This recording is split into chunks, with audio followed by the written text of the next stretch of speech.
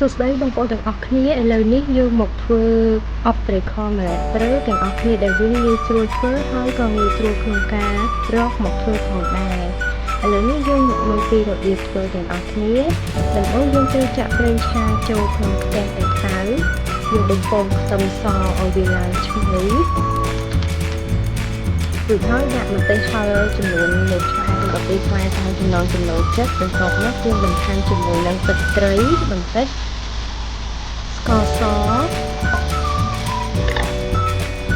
ជាមួយនឹងម្សៅស៊ុបក៏ដូចជាម្សៅរ៉ូឌីយើងបន្ថែមជាមួយនឹង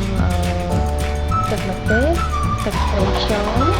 រួចហើយយើងចាក់ឆាវាឲ្យឡើងក្លិនឈ្ងុយបន្ទាប់មកយើងចាក់ប្រេងខកំប៉ុងចូលចំនួន1កំប៉ុង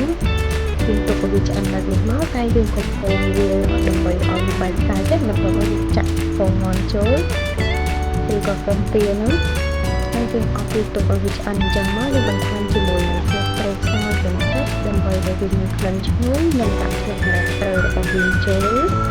បន្ទាប់មកទៀតយើងត្រូវបន្ថែមទឹកអក្សរឆៅបន្តិចបន្តួចដើម្បីបន្ថែមរសជាតិរបស់វាឲ្យមានជំនឿឆ្ងាញ់